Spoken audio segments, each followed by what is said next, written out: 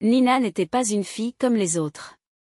Tandis que ses amis s'amusaient à jouer à des jeux vidéo ou à regarder des dessins animés, elle préférait explorer le monde qui l'entourait, toujours accompagnée de son fidèle hamster, Biscuit.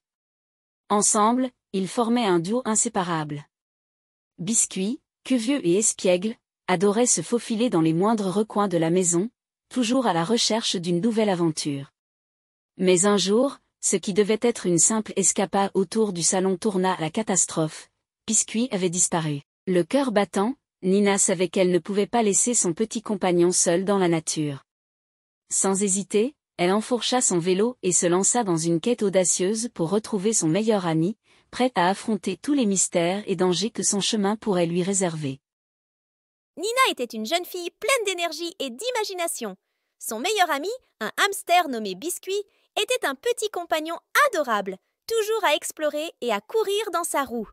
Un après-midi, après avoir laissé Biscuit sortir de sa cage pour se dégourdir les pattes, Nina réalisa qu'il avait disparu.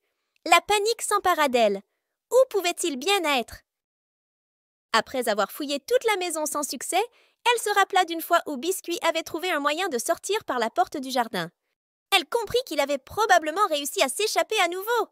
Sans perdre une seconde, Nina attrapa son vélo, mit son casque et partit à la recherche de son petit hamster. Nina pédalait à toute allure vers le parc où elle et Biscuit avaient l'habitude de se promener. Elle s'arrêta près de la fontaine où ils jouaient souvent et demanda aux passants s'ils avaient vu un petit hamster. Mais personne n'avait aperçu le moindre rongeur. Déterminée, elle ne se découragea pas. Elle se souvint qu'il y avait un petit bois derrière le parc, un endroit que Biscuit adorait explorer quand il sortait. Arrivant dans le bois, l'atmosphère changea. Les arbres étaient denses, les feuilles bruissaient doucement dans le vent et une douce lumière dorée filtrait à travers le feuillage. Nina gara son vélo et s'enfonça dans le bois, appelant Biscuit à voix basse. Elle entendit soudain un léger bruit dans les buissons. En écartant les branches, elle aperçut un petit écureuil curieux, mais toujours pas de Biscuit. Soudain, une voix grave résonna depuis les branches d'un grand chêne. Nina leva les yeux et vit une vieille chouette perchée sur une branche. « Qui cherches-tu, petite ?» Nina leva les yeux et vit une vieille chouette perchée sur une branche. « Je cherche mon hamster, Biscuit. Il est petit, brun et blanc, et très curieux, » répondit-elle. Monsieur Chouette cligna des yeux lentement. Je crois avoir vu un petit animal comme celui-là près de la vieille grange, juste derrière la colline. Il semblait très pressé. « Merci beaucoup !» s'exclama Nina avant de remonter sur son vélo et de pédaler de toutes ses forces. La grange se dressait à l'horizon, vieille et délabrée, entourée de champs d'herbes hautes. Elle était un peu effrayante, mais Nina n'avait pas peur. Son courage la poussait à avancer. Elle entra dans la grange, dont le bois craquait sous ses pas.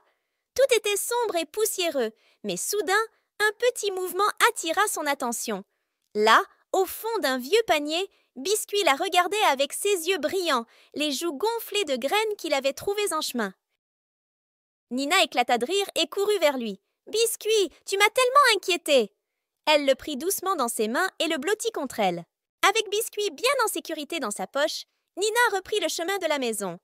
Alors qu'elle pédalait sous le ciel devenu orange par le coucher du soleil, elle se sentait soulagée et heureuse. Elle avait surmonté ses peurs et fait preuve de détermination.